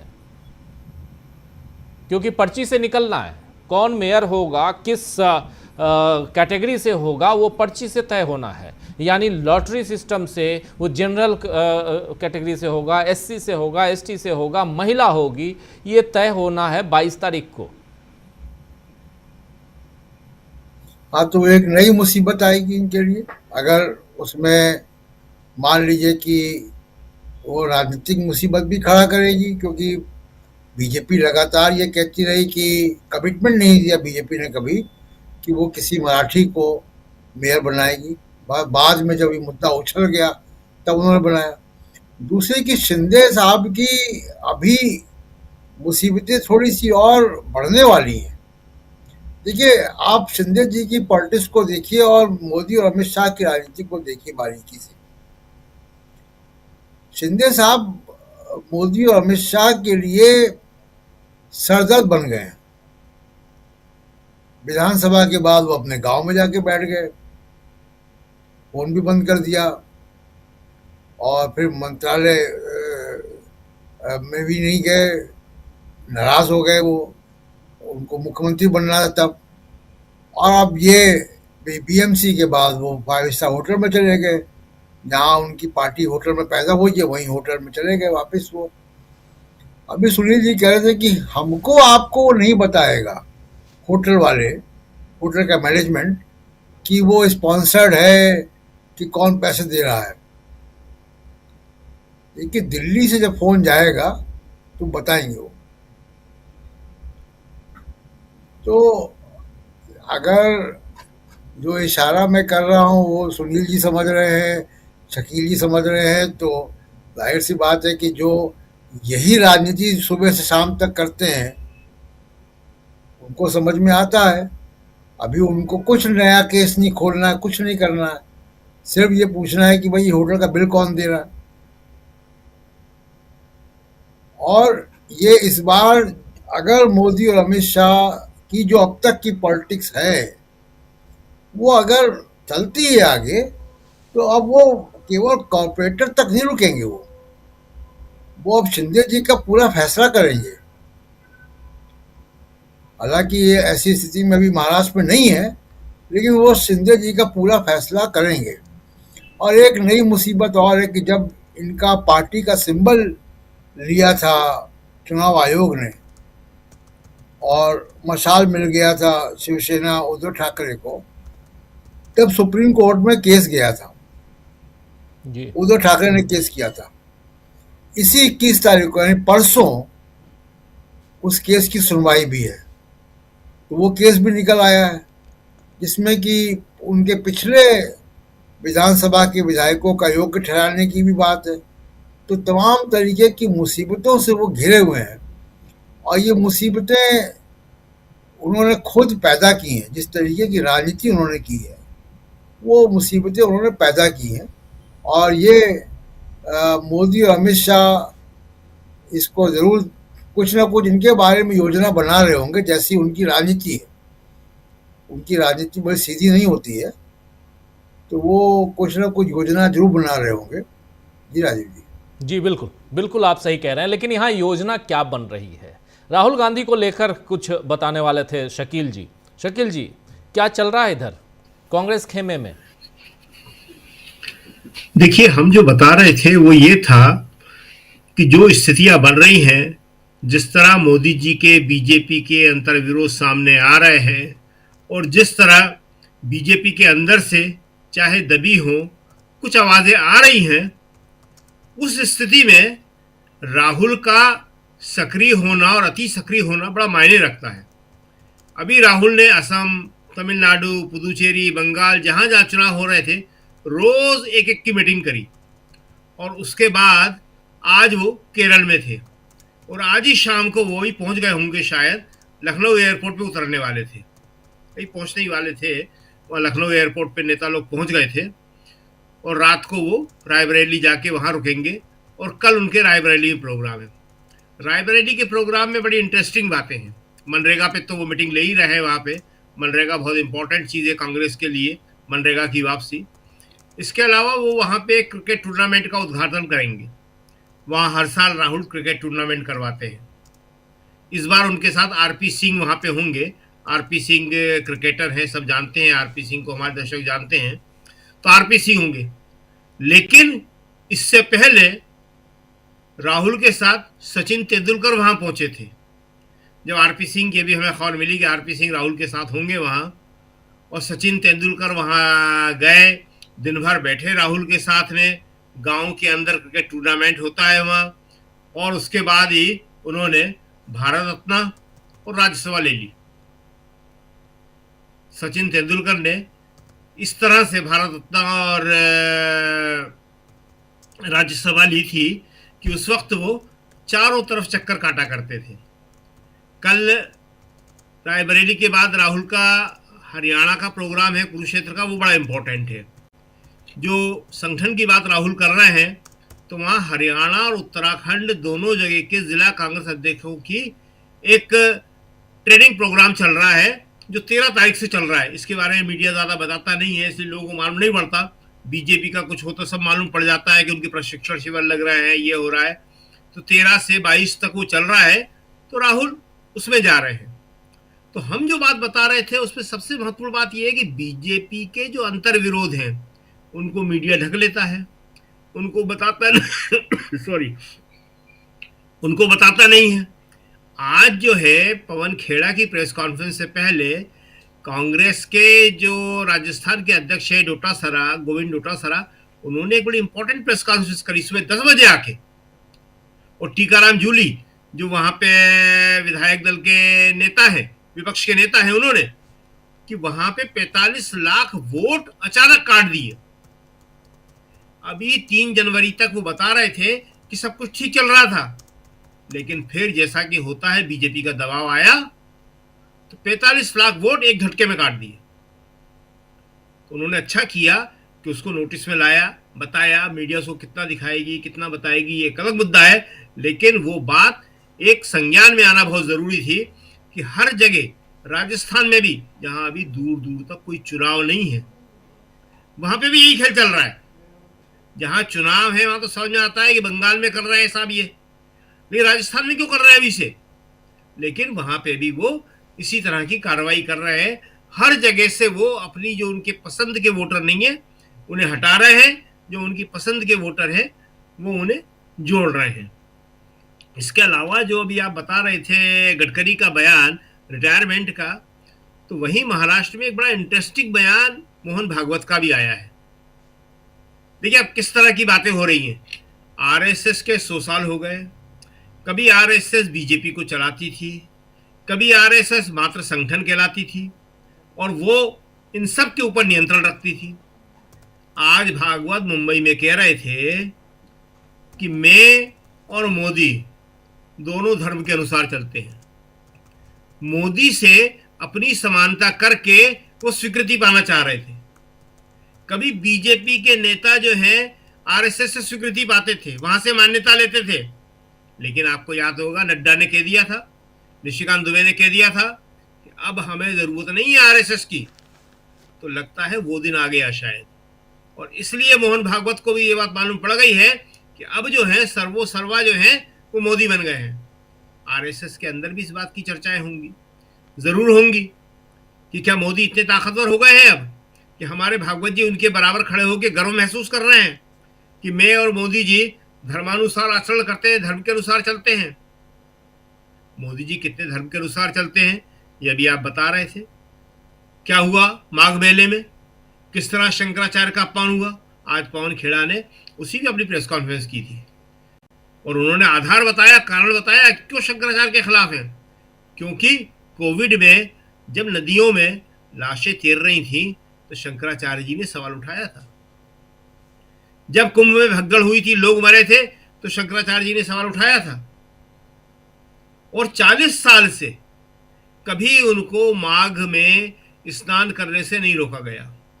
और अब आप देखो कि शंकराचार्य को ही खलनायक बनाने के लिए पूरा गोदी मीडिया और भक्त आ गए हैं। उन्हीं के ऊपर आरोप लग रहे हैं कि ये करते थे, इन्होंने ये करा, और इन्होंने जो है वहाँ जो मध्य प्रदेश के छतरपुर के जो बागेश्वर महाराज हैं उनके खिलाफ ये बोला। बागेश्वर महाराज को इनके मुकाबले में खड़ा कर रहे हैं वो। तो हालत तो इतनी गंभीर हो गई है कि कोई भी अगर मोदी जी के खिलाफ बोलता है, कोई भी अगर बीजेपी के खिलाफ दिखता है, उसको खलनायक बनाने में 1 मिनट भी नहीं लगाते हैं। लेकिन ये स्थितियां अब जो हैं ज्यादा चलने वाली नहीं है। क्यों? क्योंकि जो ये आरएसएस को भी अगर झुकना पड़ रहा है तो इसका मतलब मोदी जी उतने ताकतवर नहीं है। उसका मतलब ये है कि आरएसएस कमजोर हो रही है। अगर आरएसएस कमजोर हो जाएगी, बाकी संगठन कमजोर हो जाएंगे, बीजेपी के नेता कमजोर हो जाएंगे, तो फिर कहीं ना कहीं से वो आवाजें उठना शुरू होंगी। जी राजीव जी। जी बिल्कुल बिल्कुल आप सही कह रहे हैं। यहाँ पर कांग्रेस पार्टी आरएसएस, बीजेपी सबकी जो रणनीतियां और आने वाले समय में एक अलग पिक्चर हम देखेंगे। लेकिन पिक्चर की शुरुआत क्या महाराष्ट्र से होने जा रही है, और महाराष्ट्र का ये नगर निकायों के चुनाव, लेकिन ये चुनाव इतना इम्पॉर्टेंट क्यों है, और इस चुनाव में एकनाथ शिंदे को लेकर हम चर्चा कर रहे हैं। एक नई बात यहाँ धनंजय जी ने बताई है, उस उतनी सूक्ष्मता के साथ माइक्रो लेवल पे हम लोगों ने इस चीज़ को एनालाइज नहीं किया था। लेकिन SC ST में अगर ST वाले कैंडिडेट निकल आते हैं तो फिर क्या होगा, और फिर इधर एकनाथ शिंदे को लेकर भी बहुत सारी बातें हो रही हैं, इनकी सियासत किस दिशा में जा रही है। और इस बार जो हम लोग पहले भी कर चुके हैं सुनील जी, कि इस बार दो पार्टियां खासकर जो तोड़ी गई, एक तरफ अजित पवार, दूसरी तरफ एकनाथ शिंदे, दोनों एक्सपोज हो गए हैं। कैसे इनके भविष्य को आप देखते हैं? क्या इनका हश्र भी वही होने वाला है जो इधर BJD का हुआ, जो उधर मोरलेस नीतीश कुमार का हो चुका है, भले उस कुर्सी पे वो बैठे हुए हैं। लेकिन दूसरी तरफ अमलेंदु जी जो कह रहे थे कि 89 सीटें वहाँ बीजेपी को मिली हैं, देखिए संयोग है 89 सीटें मिली हैं बिहार में, और 89 सीटें BMC में बीजेपी को मिली हैं। बिहार में बीजेपी सबसे बड़ी पार्टी होकर भी अपना मुख्यमंत्री नहीं बना पाई, बैठा पाई, और यहाँ सबसे बड़ी पार्टी होकर भी मेयर पद के लिए अभी तक घोषित तौर पर, ऐलानिया तौर पर ये नहीं कह रही है कि बीजेपी का ही मेयर होगा। कैसे देखा जाए?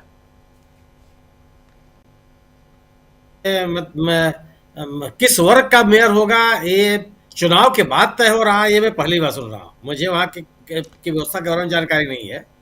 आमतौर पर चुनाव के पहले यह घोषित हो जाता है कि कौन सी नगर पालिका या कौन सी पंचायत या कौन सा नगर निगम किस कैटेगरी में आता है, जो हमने विभिन्न राज्यों में देखा है। BMC में सुनील जी BMC में लॉटरी निकालते हैं, और इसमें जनरल कैटेगरी से लेकर SC ST महिला, ये 4 अलग अलग वो हैं। शकील जी भी शायद इसमें कुछ जोड़ना चाहते हैं, फिर सुनील जी आपका। जी शकील जी।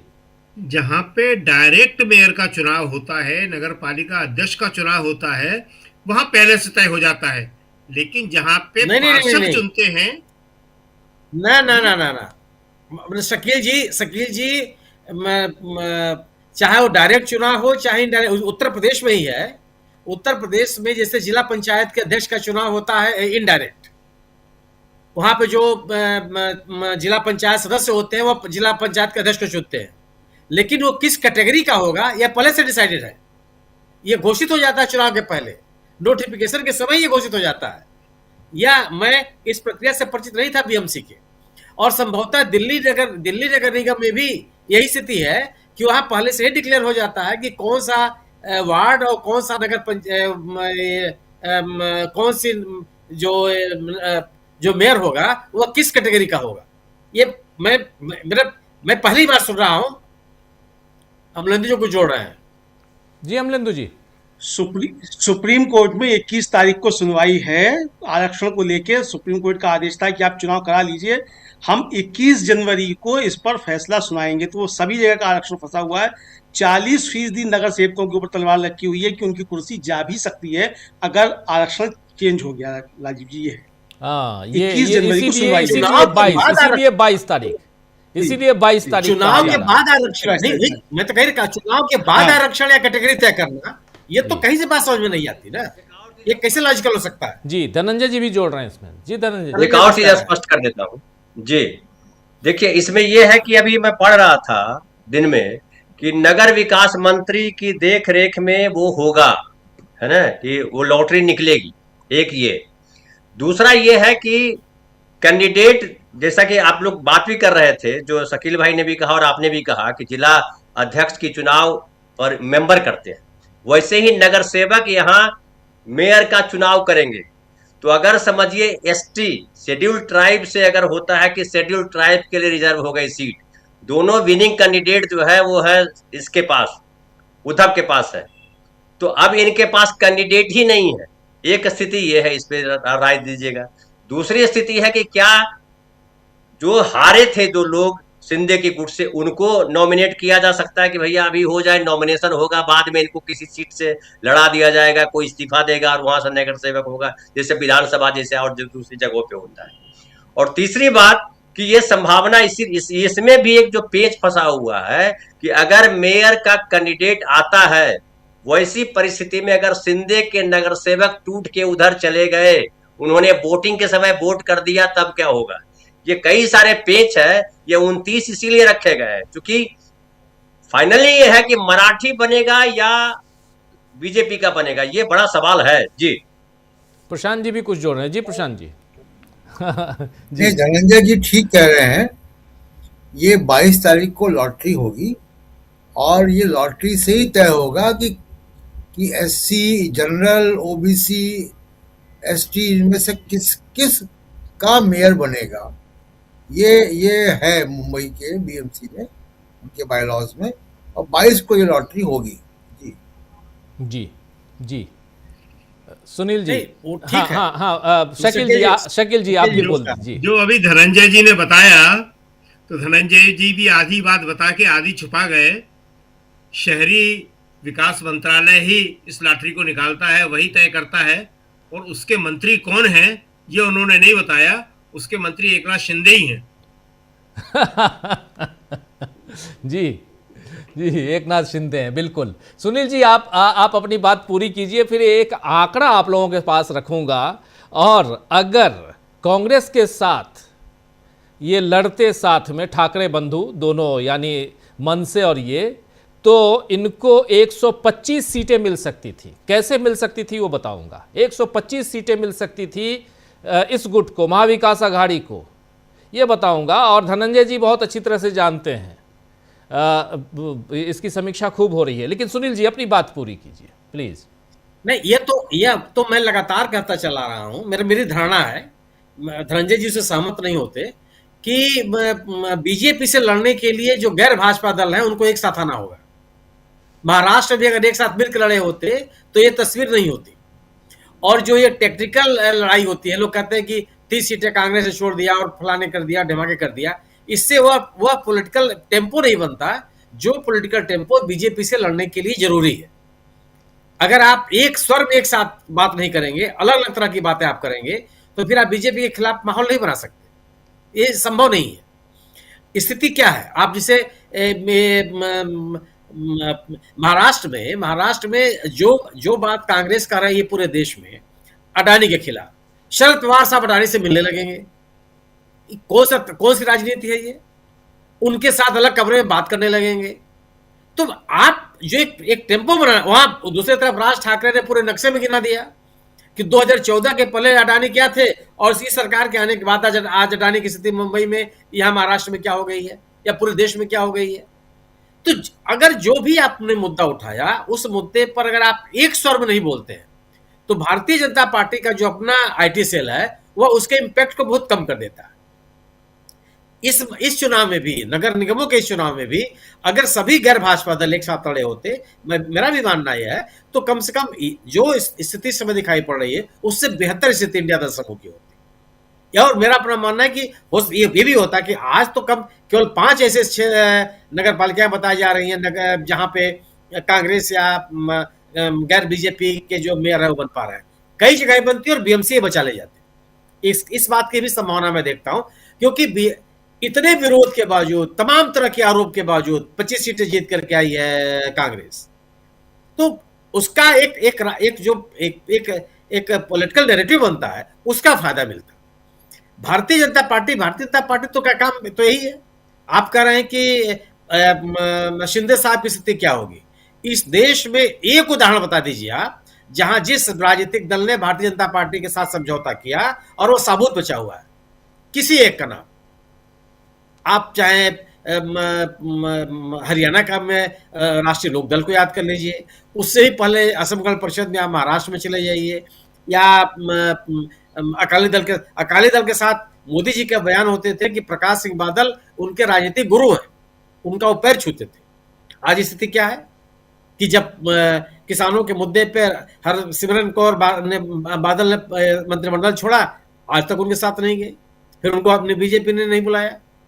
कोई भी किसी भी राज्य में अगर आप किसी भी राजनीतिक दल को देखेंगे, आज ये जनता दल एस कर्नाटक में क्या उसकी स्थिति हो गई कि जिस शिवसेना के सामने क्या इन्होंने शिवसेना की स्थिति कर दिया। ये कहा जाता था कि शिवसेना के बदौल शिवसेना बड़ा भाई है और उसके साथ राजनीति कर रहे थे महाराष्ट्र में।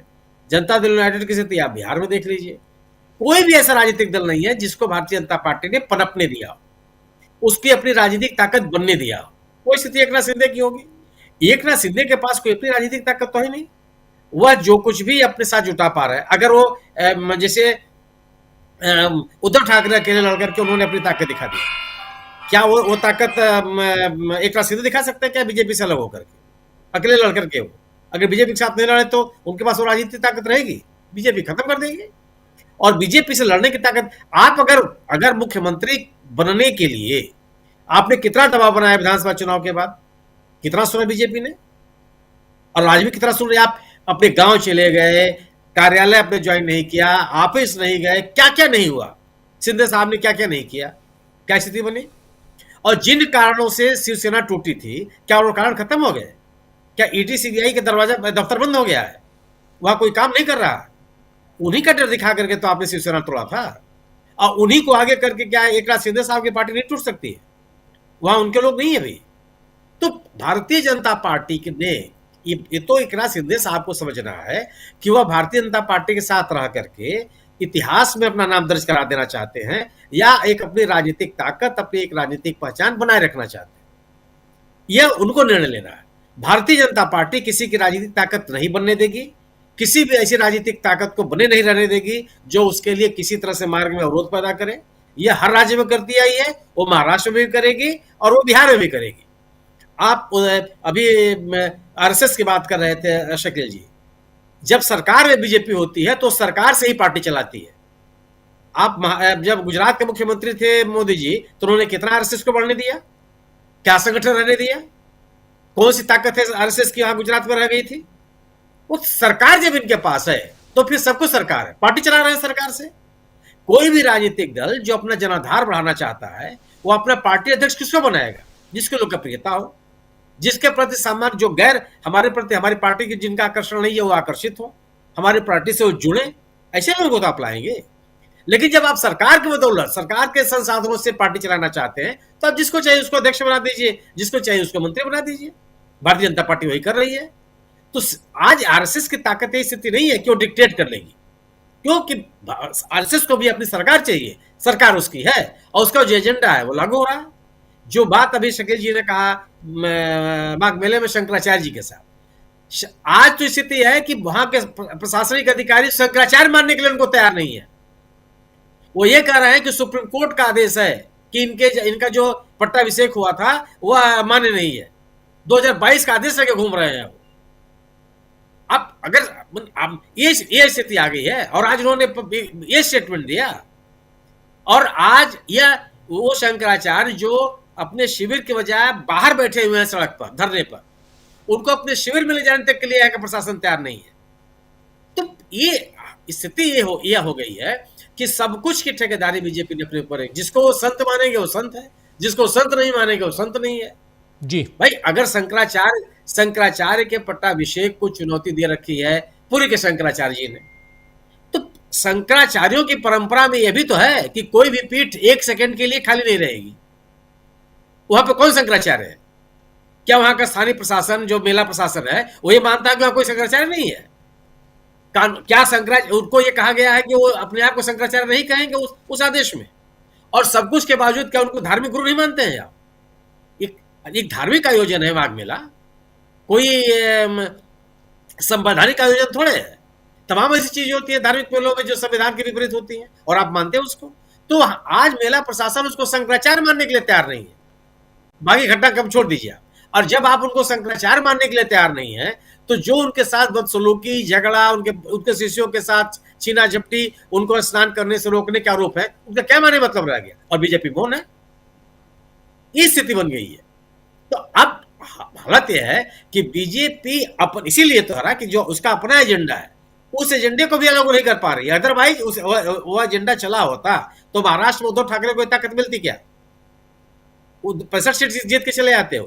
पूरे सरकारी मशीनरी है, राजनीतिक नैरेटिव्स है, पार्टी संगठन पे हमला है, केंद्रीय एजेंसियों का दुरुपयोग है, उम्मीदवारों को की छीना झपटी बावजूद इसका 65 सीट जीत के है, इसलिए कि भारतीय जनता पार्टी ने एक जो माहौल बना रखा है उसके प्रति लोगों का विश्वास घट रहा है।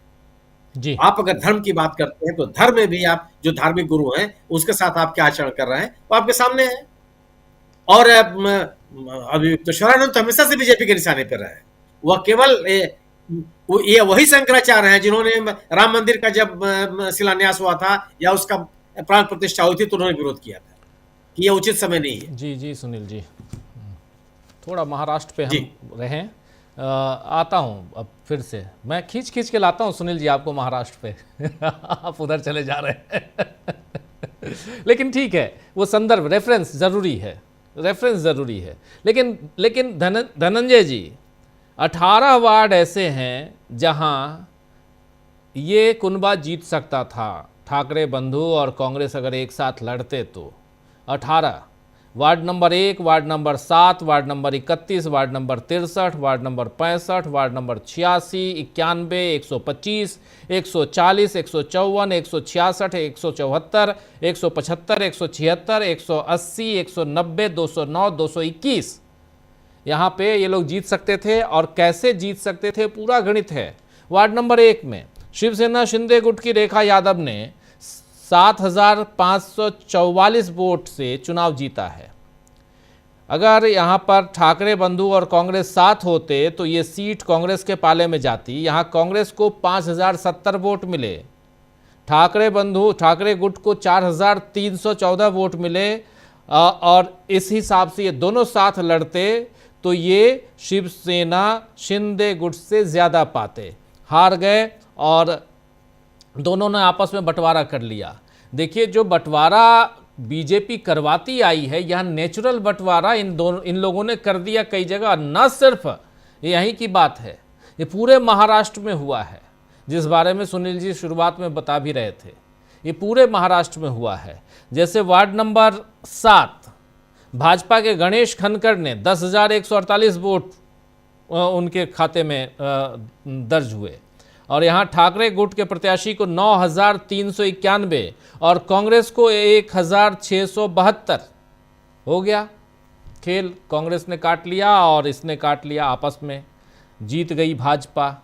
31 वार्ड नंबर 31 भाजपा की मनीषा यादव, यहाँ भी 10,661 वोट मिले मनीषा यादव को भाजपा से। कांग्रेस को मिला 10,223 और ठाकरे गुट को मिला 1,803। ये दोनों मिल जाते तो 11,000 से ज़्यादा 12,000 वोट पाते और बीजेपी हार जाती यहाँ पे। ऐसे पूरा आंकड़ा है कि कैसे, और ये हम लोग विधानसभा चुनावों में, लोकसभा चुनावों में भी देखते हैं। और इस बात को विपक्ष को भी समझना होगा कि मिलके लड़ें तो क्या होगा। और जो शकील अख्तर जी कह रहे थे कि यहाँ पे, और आप तमाम साथी इस बात को कई बार दोहराते हैं कि यहाँ महाविकास अघाड़ी को पहले से प्लानिंग होनी चाहिए। ये प्लानिंग न ही महागठबंधन ने बिहार में की, और हालांकि मैं SIR, चुनाव में धांधली, इन तमाम चीज़ों को किनारे रख रहा हूँ, वो सब कुछ है। उन सब के साथ इतना होने के बाद भी अगर जीत की संभावनाएं आपके दरवाजे पर थी तो उनको दरवाज़ा खोल के अंदर लाना चाहिए था, जो नहीं किया गया। धनंजय जी, इस विषय में महाराष्ट्र में, मुंबई BMC में आपके इर्द गिर्द चर्चा होती है क्या? इसकी चर्चा बिल्कुल हो रही है, लेकिन इसको हम दूसरे तरीके से आपके सामने रखते हैं। आपने कहा कि विपक्ष के लोग, इंडिया गठबंधन के लोग सब एक साथ लड़ते, तो नहीं लड़े इसलिए ऐसा हुआ। नहीं लड़े तब तो बीजेपी आधी सीट पे आई। आपको पता ही है कि 2,869 सीटों पर चुनाव हुए 29 नगर निगमों में, और बीजेपी प्लस यानी बीजेपी और LI को मिले 1425 सीट, आधी से भी कम। जब अलग अलग लड़े तब ये हाल हुआ। ये बीजेपी को सोचना चाहिए कि सब अलग अलग लड़े तो मेरा ये हाल है, अगर साथ मिलकर लड़ते तो मेरा क्या होता। एक दूसरी बात करता हूं, देखिए उद्धव ठाकरे, ये जो हम आप अभी जोड़ रहे हैं आने के बाद, और जब चुनाव की तैयारी हो रही होती तब, लोकसभा चुनाव याद कीजिए, मैं थोड़ा सा पीछे लेके आता हुआ। लोकसभा चुनाव में राज ठाकरे ने चुनाव लड़ा था और इंडिया गठबंधन को बड़ा बढ़िया रिजल्ट मिला था। विधानसभा चुनाव में राज ठाकरे ने चुनाव लड़ा, उद्धव ठाकरे को नुकसान हुआ, मराठी वोटों का बंटवारा हुआ। नगर सेवक वाले चुनाव में दोनों भाई ने सोचा कि दोनों मिलकर लड़ते हैं तो मराठी वोटों का बंटवारा नहीं होगा। जो शिंदे को जो 29 सीटें ही आई, उसकी बड़ी वजह है कि का बंटवारा जो शिवसेना वाले वोटों का था, ठाकरे परिवार के वोटों का था, उसका बंटवारा उस तरीके से नहीं हुआ। अब फिर आप देखिए कि अगर अब इस चूंकि राज ठाकरे ने हिंदी वाले प्रसंग पे इधर बड़ा आक्रामक रुख लिया था, हिंदी मराठी में जाकर के बैंक में मारपीट की, तो ट्रेन पे मारपीट हुई, तो कहां कहां मारपीट हुई, और उसको लेकर के कांग्रेस बैकफुट पे आ गई। कांग्रेस अगर उसके बावजूद अगर अलायंस की होती, इन लोगों ने अलायंस किया होता, तो रिजल्ट अलग होता। लेकिन एक और महत्वपूर्ण बात है, देखिए बीजेपी जिस तरीके से चुनाव लड़ती है या जिस तरह से वो पूरे सिस्टम को मैनेज करती है, वो हम सब लोग बड़ी अच्छी तरीके से कब न जाने कब से जान रहे हैं। आम आदमी को ये सारी चीजें नहीं पता है, अभी भी उसको लगता है, लेकिन अब लगने लगा है सबको कि वोट चोरी होती है, सबको लगने लगा है कि SIR में गड़बड़ी की जा रही है, सबको लगने लगा है कि बीजेपी हर जगह खेल कर रही है, और सबको ये लगने लगा है कि एक ही नेता है देश में जो बड़ी ईमानदारी से बात करता है, उसका नाम राहुल गांधी है। सबको लग रहा है महाराष्ट्र में कि उद्धव ठाकरे अच्छे आदमी हैं, अच्छा सरकार चलाई, लेकिन वो नरेंद्र मोदी अमित शाह के शिकार बन गए, शिंदे ने उनको धोखा दिया। ये सारी बातें आ रही है। आपको एक और बात बताऊं जी, अजित पवार और शरद पवार की सबसे बड़ी दुर्गति हुई है इस चुनाव में। कहीं कुछ नहीं हाथ आया उनके, शरद पवार जी के, अजित पवार जी के। क्यों? अजित पवार और शरद पवार का सफाया और उद्धव ठाकरे का उभर के खड़ा रहना, ये बहुत महत्वपूर्ण मैसेज है महाराष्ट्र के चुनाव, ये राजनीतिक परिदृश्य के। जी, और कांग्रेस के लिए एक मजबूत साथी उद्धव ठाकरे होंगे आगे, क्योंकि उद्धव ने एक बात कही चुनाव होने के बाद कि हमें गैर मराठियों ने भी वोट किया है। तो अब जो है उद्धव के बीजेपी के तरफ जाने के चांसेस कम है। कांग्रेस के साथ जब रहेंगे तो परिस्थितियां, परिदृश्य सब बदल जाएंगे। तो इसको मैं कह सकता हूं कि दूरगामी फैसला लिया गया है, आगे सोच करके लिया गया है कि चीजें एक्सपोज हो। और जो फिर मैं वही आता हूं कि अगर वो शेड्यूल्ड ट्राइब का अगर सीट होता है तो फिर क्या होगा, तो जब मेयर पद के लिए शेड्यूल्ड ट्राइब का नाम आएगा, अब वोटिंग जब होगी तो वोटिंग करने वाले वो तो गुप्त मतदान होगा, वो किसको वोट करेंगे, यहां असली खेला है। इसलिए जब कहा है उद्धव ठाकरे ने कि ऊपर वाला अगर चाहा तो हमारा ही मेयर होगा, ये उसी बात को लेकर के कहा है, वो हमारा ही मेयर होगा, यानी शेड्यूल्ड ट्राइब सीट आया तो हमारा ही मेयर होगा, कहां जाएगा। जी बिल्कुल बिल्कुल बिल्कुल। जरा इस पे कमेंट चाहता हूं हम, लेंदु जी आपका भी। बिल्कुल राजीव जी, जो परिस्थितियां हैं, अगर जो धीरेन्द्र जी बता रहे हैं, और पर्ची वाला, तो पर्ची से राजीव जी बहुत कुछ होता है। और पर्ची के खेल बड़े निराले हैं। पर्ची के चक्कर में अपने अभिषेक मनु सिंघवी जो थे, वो हिमाचल से राज्यसभा जाने से रुक गए थे, जबकि पर्ची उनके नाम की निकली थी। खैर वहाँ उल्टा होता है। तो ऐसे बहुत से मसले होते हैं। तो पर्ची बड़े बड़े खेल करती है, और पर्ची वाली सरकारें राजीव जी बीजेपी बहुत जगह चला रही है। तो अब ये पर्ची से अगर तय होना है तो पर्ची बीजेपी के खिलाफ भी जा सकती है। पर्ची से तो बहुत कुछ है, पर्ची से किसका भाग्य निकलेगा, किसका नहीं निकलेगा, ये देखा जाएगा। अब जैसा कि शकील जी ने बताया कि पर्ची निकालेंगे नगर विकास मंत्री, वो एकनाथ शिंदे हैं। तो शिंदे क्या अपनी जान बचाने के लिए पर्ची जो है वो एसटी की भी निकाल देंगे क्या? पर्ची निकालने के खेल तो राजीव जी बहुत कुछ अजब गजब तरीके के होते हैं। पर्ची जिस तरीके से निकला करती हैं, हम लोगों ने बहुत कुछ देखा है। पर्चियों के खेल किस तरीके से होते हैं, पर्ची निकालने वाला कैसे होता है। मालूम पड़ता है कि हाथ में 2 पर्चियां हैं, और जो है वो दोनों एक ही नाम की है, कि चुन लो कौन सी पर्ची है। अब आप एक ही तो पर्ची खोलेंगे तो निकलो ही, मेरे नाम की निकल आई पर्ची, निकल गई पर्ची। अब मान लीजिए सारी पर्चियां एसटी की रखी हुई हैं, तो और एक पर्ची निकालनी है तो एसटी की निकल जाएगी। जी बहरहाल ये मैं एक बार मतलब ये मैं एक काल्पनिक बात कर रहा हूँ, ऐसा है नहीं।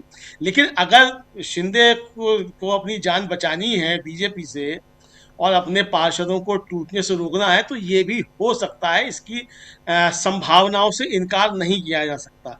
तो राजीव जी, खेल जो है वो 22 के बाद और ज़्यादा तगड़ा होगा, और इसीलिए शिंदे साहब ने अपने तमाम जो उनके हैं पार्षद जो हैं, उनको जो इंतजाम किया है बढ़िया, संजय राउत के मुताबिक तो वो जेल में बंद किए गए हैं, लेकिन शिंदे साहब बता रहे हैं कि वो ट्रेनिंग दे रहे हैं कि कैसे नगर सेवक को नगर की सेवा करनी है। तो भाई सेवा ये 10 दिन के बाद ही कर लेना, शपथ हो जाए उसके बाद ही ट्रेनिंग दे लेना कि शपथ कैसे, मतलब सेवा कैसे करनी है। सारी सेवा अभी समझा दोगे कि किस सेवा कैसे करनी है, तो बेचारे बाकी 5 साल क्या करेंगे अगर अभी आप सिखा देंगे सेवा कैसे करनी है। बहरहाल राजीव जी, सेवा कैसे करनी है इसके बहुत सारे निहितार्थ भी हैं कि सेवा कैसे करनी है। शिंदे साहब बेहतर जानते हैं कि सेवा का मतलब क्या होता है, तो शायद वही समझाने के लिए शिंदे साहब ने उनका इंतजाम किया है एक 5 स्टार होटल में। बहरहाल आने वाला समय बताएगा कि पर्ची का धनी कौन निकलता है राजीव जी महाराष्ट्र। चलिए देखते हैं पर्ची का धनी कौन निकलेगा, लेकिन इस पर अभी चर्चा बाकी है आने वाले। जी जी धनंजय जी, जी जी जी। एकनाथ शिंदे जी ने कहा है AIMIM से समर्थन मांगा कि हमको आप समर्थन कीजिए, तो अभी बहुत खेल चल रहा है जी। AIMIM से समर्थन, बढ़िया, खुल के समर्थन दे दें असदुद्दीन ओवैसी। अब क्या घोषित तौर पे कह दें कि किसके साथ हम हैं? नहीं, उनके तीन पार्षद तो उनके जा ही चुके हैं बीजेपी के साथ। मुंबई में नहीं, ध्यान जी याद दिलाएंगे, वो ध्यान नहीं आ रहा है, उनके 3 पार्षद कहीं गए हैं। बिल्कुल, वो शुरुआत में नहीं, वो अलग है, ये मालेगांव की बात है, ये मालेगांव अलग है। मालेगांव में मालेगांव में जो है शकील जी 35 सीटें हैं इनके पास। जी शकील जी। ओवैसी मोदी जी के साथ हैं, जो मोदी जी कहेंगे वो ओवैसी करेंगे। ओवैसी ने हिंदू राजनीति और मुस्लिम राजनीति शुरू कर दी है। देश को जहां वो ले जाना चाह रहे हैं वो बहुत ही खतरनाक मोड़ है, और इसलिए मोदी जी के अलावा ओवैसी और कहीं नहीं जा सकते। ये जरा लोगों को समझना चाहिए अच्छी तरह, मोदी और ओवैसी एक ही है। बिल्कुल जी जी, बिल्कुल सही कह रहे हैं आप। चलिए इस चर्चा को अब यहीं समाप्त करने की इजाज़त चाहता हूं। बहुत बहुत शुक्रिया शकील जी, बहुत शुक्रिया सुनील जी, बहुत शुक्रिया प्रशांत जी, धनंजय जी, अमलेंदु जी, आप सबका बहुत शुक्रिया, बहुत धन्यवाद इस चर्चा में बने रहने के लिए। आप तमाम साथियों, आप सबका भी शुक्रिया अदा करता हूं। एक के हमारे साथ हैं, बख्तावर जी हमारे साथ बने हुए हैं, अप्पू जी साथ में बने हुए हैं, राजकुमार थपड़िया साहब हैं, और